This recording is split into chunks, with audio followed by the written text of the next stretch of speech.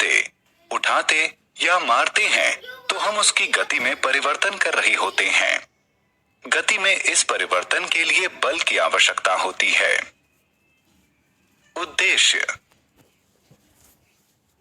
इस पाठ के अंत में आप निम्न करने में सक्षम हो जाएंगे।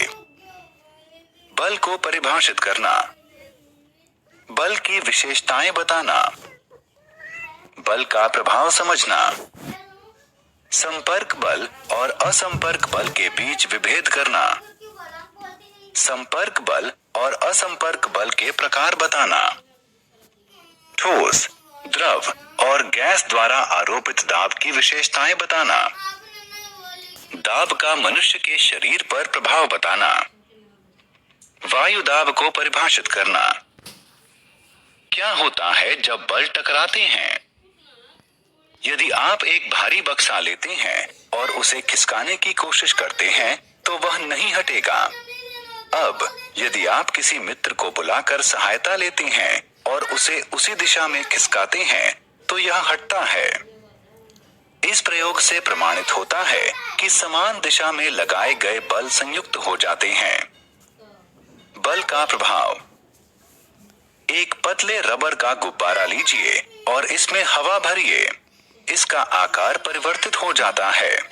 फिर इस खुले सिरे को धागे से बांधिए। अब हवा भरिए, गुब्बारे को दबाइए, फिर से आकार परिवर्तित हो जाता है। यह बल के प्रभाव के कारण होता है। जब आप फुटबॉल खेलते हैं तो फुटबॉल को मैदान के केंद्र में रखते हैं। जब आप इसको मारते हैं तो यह वांछित दिशा में आगे बढ़ती है। इसी प्रकार रसोई में तुम्हारी माँ आटे की लोई बनाती है और उन्हें चपाती के रूप में बेलती है। इस मामले में वह लोई को चपटा बनाने के लिए बल का प्रयोग करती है। बल का प्रभाव। किसी वस्तु पर उचित बल आरोपित करके उसकी दिशा को परिवर्तित किया जा सकता है। उदाहरण स्वरूप, क्रिकेट में बल्लेबाज द्वारा मारी गई गेंद को जब क्षेत्र रक्षक पकड़ता है तो उसकी गति शून्य हो जाती है। और यदि आप एक गतिशील फुटबॉल को ठोकर मारते हैं तो उसकी गति बढ़ जाती है। बल के प्रकार। बल के दो मुख्य प्रकार हैं, संपर्क बल और असंपर्क बल। पेशीय बल, घर्षण बल इत्यादि संपर्क बल का उदाहरण है। इसी प्रकार चुंबकीय बल, स्थिर वैद्युत बल, गुरुत्वीय बल इत्यादि असंपर्क बल के उदाहरण हैं। संपर्क बल। क्या आप टेबल पर रखी किताब को बिना छुए बढ़ा या उठा सकते हैं? या क्या आप एक बाल्टी पानी को बिना पकड़े उठा सकते हैं? दोनों मामलों में उत्तर है नहीं। सामान्यतः किसी भी वस्तु पर बल लगाने के लिए हमें उसके संपर्क में आना पड़ता है। अतः हम कह सकते हैं कि संपर्क बल वह बल होता है जो पिंड के वास्तविक संपर्क में आने पर ही लगता है। मूलतः ये दो प्रकार के होते हैं, पेशीय बल और घर्षण बल। पेशीय बल। जब हम किसी वस्तु जैसे कि बक्से को खिसकाते हैं या बाल्टी को उठाते हैं तो बल हमारे शरीर की पेशियों की गतिविधि द्वारा लगाया जाता है। इस बल को पेशीय बल कहते हैं। ध्यान रखें कि पेशीय बल सदैव या तो सीधे सीधे वस्तु को स्पर्श करके लगाया जाता है या फिर किसी छड़ी या रस्सी के टुकड़े की सहायता से लगाया जाता है। उदाहरण के लिए, फल या सब्जी को चाकू की सहायता से काटना, हथौड़े की सहायता से कील ठोंकना, घोड़े द्वारा गाड़ी को खींचना। घर्षण बल। क्या आप जानते हैं क्यों एक भारी बक्सा खिसकाने पर नहीं हिलता? क्यों एक लुढ़कती हुई गेंद कुछ समय बाद रुक जाती है? जब एक वस्तु किसी दूसरी वस्तु के संपर्क में गति करती है तो उनके बीच एक बल काम करता है जिसे घर्षण बल कहते हैं। ध्यान दें कि घर्षण बल सदैव सभी वस्तुओं पर लगता है और इसकी दिशा गति की दिशा के विपरीत दिशा में होती है। गतिशील वस्तु धीरे धीरे धीमी होती जाती है और घर्षण के कारण अंततः वह रुक जाती है। यह स्पष्ट होता है कि घर्षण बल सदैव किसी पिंड की दूसरे पिंड के संपर्क में होने वाली गति के प्रतिरोध में काम करता है। असंपर्क बल के प्रकार। चुंबकीय बल, गुरुत्वीय बल और स्थिर वैद्युत बल असंपर्क बल के उदाहरण हैं। क्या आप जानते हैं क्यों पत्तियां या फल पेड़ से अलग होने के बाद धरती पर गिरते हैं? यह गुरुत्वीय बल के कारण होता है। वह बल जो पृथ्वी के खिंचाव के कारण लगता है उसे गुरुत्वीय बल कहते हैं। यह असंपर्क बल का एक उदाहरण है। एक उचित दूरी पर रखे गए दो चुंबकीय ध्रुवों के बीच लगने वाले बल को चुंबकीय बल कहते हैं, जिसमें समान ध्रुव एक दूसरे को विकर्षित करते हैं और विपरीत ध्रुव एक दूसरे को आकर्षित करते हैं। एक चुंबक दूसरे चुंबक पर बिना संपर्क में आए बल आरोपित कर सकता है। अतः चुंबक द्वारा आरोपित बल असंपर्क बल का एक उदाहरण है। क्या आप जानते हैं जब हम किसी ट्यूब को सूखे कपड़े से रगड़ते हैं और किसी धागे के पास ले जाते हैं तो धागा ट्यूब की तरफ आकर्षित होता है। ऐसा इसलिए होता है क्योंकि जब हम ट्यूब को सूखे कपड़े से रगड़ते हैं तो ट्यूब पर विद्युत आवेश उत्पन्न हो जाता है। इसे स्थिर वैद्युत आवेश कहते हैं। यह भी असंपर्क बल का एक उदाहरण है। दाब। आइए एक गतिविधि करें। लगभग समान आकार के 5 लकड़ी के डिब्बे लीजिए। उन्हें भारी बनाने के लिए उसमें लोहे के टुकड़े भर दीजिए। इन डिब्बों को लकड़ी के एक टेबल पर अलग अलग रख दीजिए। इन डिब्बों द्वारा टेबल पर आरोपित दाब बल देखिए।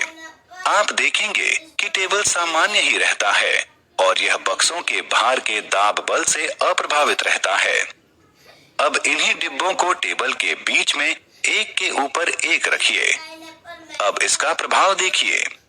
इस प्रकार रखने पर टेबल डिब्बों के भार से या तो मुड़ जाता है या टूट जाता है। क्या आप अनुमान लगा सकते हैं कि ऐसा क्यों हुआ? यद्यपि दोनों स्थितियों में लगाया गया बल समान था, फिर भी पहली स्थिति में इसका प्रभाव अल्प था और दूसरी स्थिति में टेबल मुड़ गई।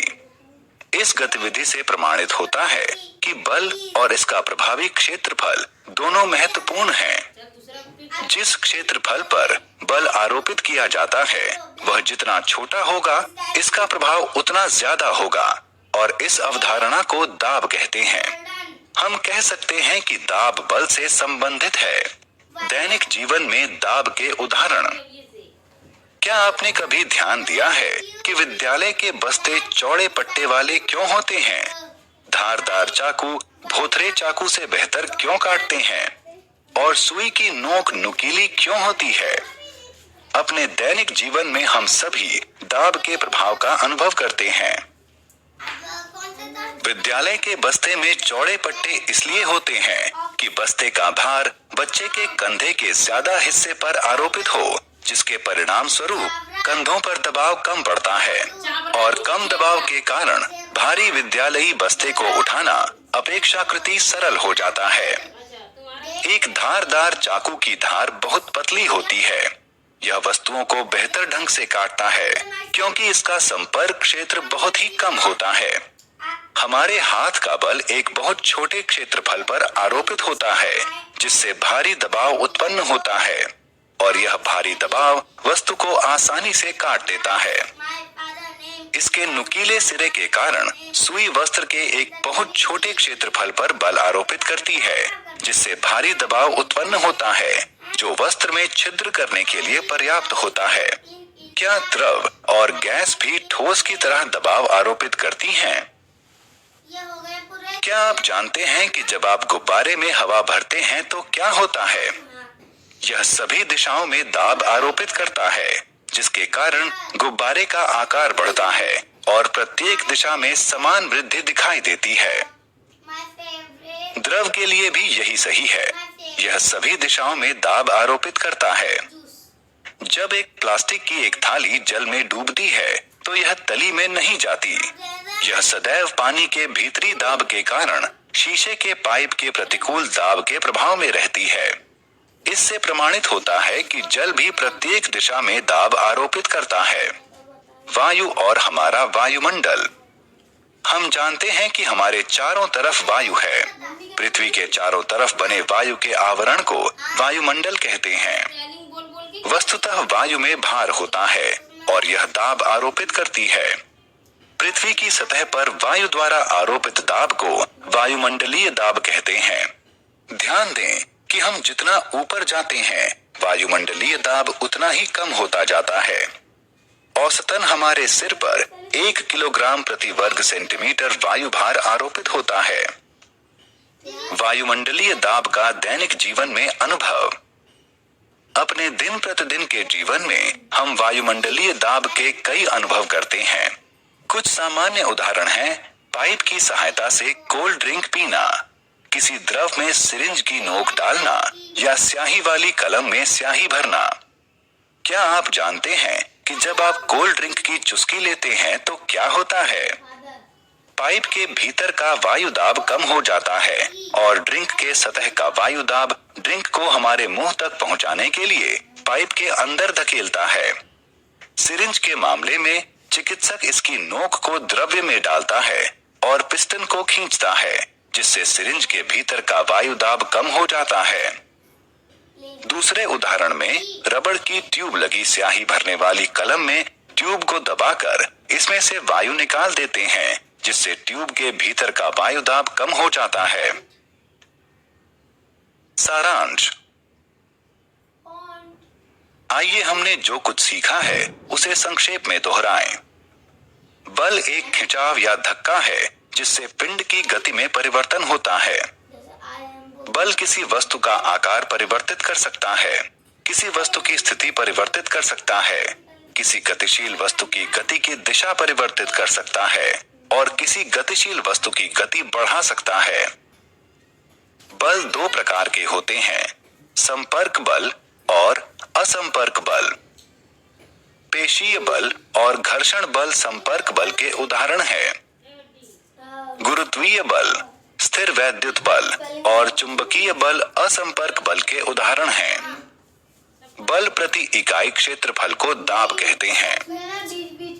ठोस का दाब उसके भार के कारण होता है और यह सदैव नीचे की ओर आरोपित होता है, लेकिन द्रव और गैस का दाब नीचे, बगल में और ऊपर भी यानी चारों तरफ आरोपित होता है। पृथ्वी के चारों तरफ बने वायु के आवरण को वायुमंडल कहते हैं। पृथ्वी के सतह पर आरोपित होने वाले वायु के दाब को वायुमंडलीय दाब कहते हैं।